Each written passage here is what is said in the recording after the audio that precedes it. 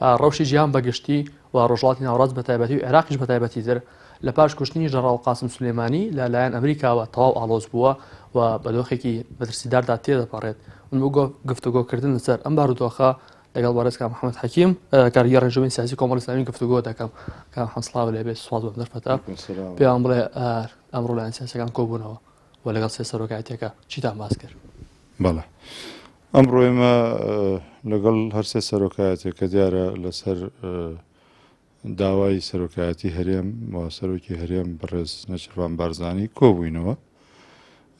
ئەم کۆبوونەوەی بۆ تاوتۆکردنی لە ئەسڵدا بۆ تاوتۆکردنی دوا گۆڕانکاریەکانی سەرگۆڕەپانی عێراق و پاش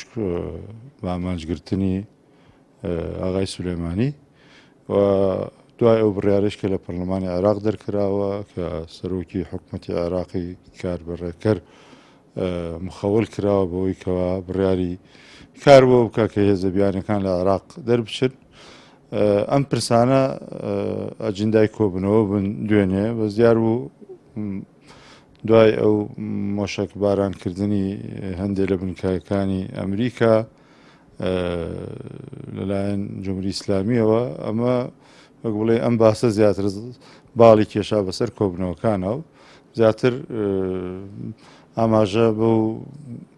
ئەو بابەتە کرا و تاوتوێ ئەو بابەتە و هۆکارەکان و دەرەنجامەکان و ئایا دەراویشتەکانی چی دەبێ و بە چی دەگا و ئەمە چی لێ دەبێتەوە و بەردەوام دەبێ و کاردانەوەی ئەمریکا چی دەبێ و حقیقەت هەرێکی لەو لایەنانە بۆ خۆیان هەندێک سەرنجی خۆیان خستە ڕوو.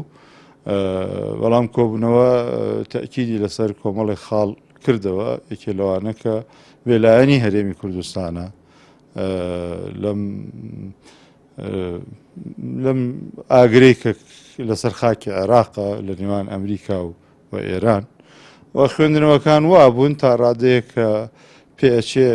هەوڵی وڵاتانی ئەوروپی و نەتەوەی گرتوەکان و هەندێک وڵاتی ئقلیمی دراوسەی ئێران لە هەوڵدان کە بارگرژیەکان لەوە زیاتر پەرە نەسێنن و بەم مشکبارانە کۆتایی بە ئەم گرژیانی ئەم دوایانە بێت و لێدوانی هەردوو لاش وەکوڵێ ئاماژە بەوە دەکات. حقەتەن سەرۆکی هەرێم ڕێزدار نێچروان بارزانی دوایی کۆی قسەی لایەنە سیاسەکانی کە گوێ لێبوو کۆمەڵی خاڵی جوانی خستە ڕوو و پێداگیری کرد لە سەرەوەی کەوا دەبێت ئێمە وەکو سەرۆکایەتی وەکو حکوومەتی هەرێم وەکو لایەنە سیاسیەکان خۆمان بناسین وەکو هەرێم و قسەیەکی جوانە و زۆریش دڵخۆش نەبین بە هەندێک لەو زانیارانی باس لەوە دەکەن گوایە ئەگەر ئەمریکا عێراق جێبێڵێتە کوردستان و ینی زۆر بینایی لەسەر نەکەین چونکە هەموو بڕیارەکانی ئەمریکا پێچێ بە تویتێکی ترامپ ئاڵوگۆڕی بەسەرا بێت وەکو چۆن نمونەی بە ڕۆژاوا هێنایەوە. ئەوە من لە کۆبنەوەکە جێی سەرنج بوو بۆچوونێکی چاک بوو کە دەسەڵاتدارانی هەرێم بەتایبەت ئەو دوو حزبە کە دەسەڵاتیان لە هەرێم بەدەستە ئەو بۆچوونیان هەبێ و پێداگیری لەسەرەوە بکەن کە زۆر دڵخۆش نەبن بە جومجۆڵ و بەڵێنەکان و بینایی لەسەر نەکەن و پێی لە خۆ و لە قەبارەی خۆ دەرنەچین و بتانین خۆمان و گەلی کوردمان و دانیشتوانی هەرێمی کوردستان بۆکو بێلایەنێک لەو نێوەندێدا بپارێزین و دیارە حتمما دەبێ پێناسە و تێڕوانینی تەواویشمان بۆ دوو هێزە هەبێ ئەمریکا کە هێزێکی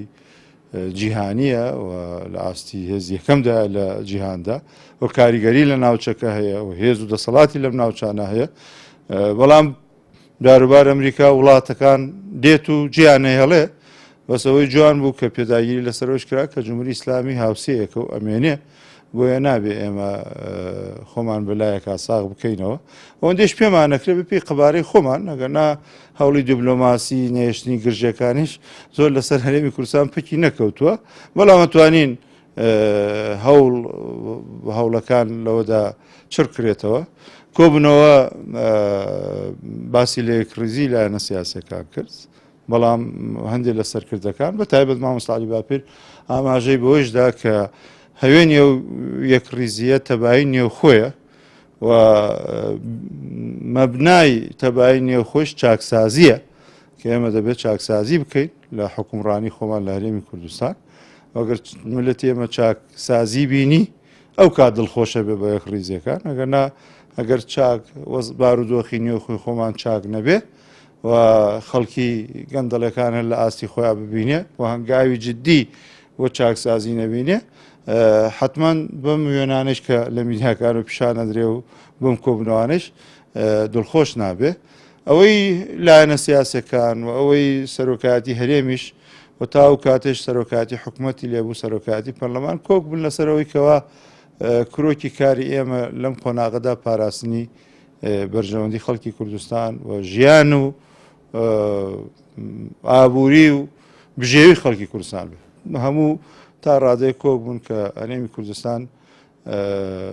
خۆی نەخاتە نێو ئەم ململانێ و بێلایانی خۆی بپارێزێ بەڵام ئەویشمان لەبیر نەچێ ئێمە لەبەرەوە بەشێکین لە عێراق دوجار بڕیارەکانی عێراق بڕیارەکانی پەرلەمانی عێراق دوا بڕیارە کە تەنها برادرانی شیعە لە کۆبنەوەکەی هەبوون و بڕیارێکی لەو جۆرە ئەوە نەختەجێ نیگەرانی بوو لای لایەنە سیاسیەکانی هەرێمی کوردستان و باسییان لەوە کرد کە ئەگەر بشتوانن ینی بکرێ بگونجێ وەفدێک بچێ وەفدێکی حکوومەت و وەفدێکی سەرۆکایەتی هەرێموانە کە سەردانی بەغا بکەن و لەوێ گلەی لەلایەنە شیعەکان بکەن کە نەدەبوو بێ کورد و بێسوونە بڕیارێکی ئاوا تێپەڕێن و پەلی تێدا بکەن بەڵام ئاماژەش بۆ درا کە بڕیارش پێچێ بۆ ڕازیکردنی شەقامی عێراقی بێ ئەگەرنا هەندێک قسە و باس و تێبینی یاسایی لەسەر خودی بڕیارەکە هەیە و ئایا و بڕیارە چۆن کاری لەسەر دەکرێت و پلەی یاسایەکەی چۆنە و بەچی هەڵەوەشێتەوە و حکوومەت دەبێ هەنگاوی چی بنێ ینی خاڵێکی سەرەکیشەوەی عادل عەبدولمەهدی تا دەسەڵاتی جارانی نەگەڕێتەوە ینی واتە سەرۆکێکی وەزیرانی فعلیمان هەبێ ئجاتوانێ هەنگاو بۆ جێبەجێکردنی و بڕیارە بدا و هەوڵی نەهێشتنی هێزەکانی ئەمریکایان لایەنەکانی تر بدا لە عێراق و عێراقیش ئێستا بۆتە گۆڕەپانی ململانیەکان کاتێک کە پەرلەمان بڕیاری لادانی یان دەرکردنی هێزێکەدا معنای یەکلابوونەوەی خاکی عێراق بۆ لایەنێکی تر بۆیە لایەنی بەرامبەریش ئەوە بە قورس تەماشاکە و بە زەحمەت دەزانرێ کە ئەمریکا مل بۆ چۆڵکردنی ئەم ناوچێ بدە. زۆر سپاس و بەڕێز کاک محەممەد ئەمەی بینەری بوون بیرۆڕاو تێگەشتنی و کڕۆکی کۆبنەوەکی ئەمڕۆ بوو کە هەمان کۆک بوون لەسەرەوەی کە دەبێت هەرێمی کوردستان لەم کێشە واڵۆزیانە تا بێلایەن بێت. ڕاستی حەمە ئەمین کەناڵی ئاسمانی پەیام سلێمانی.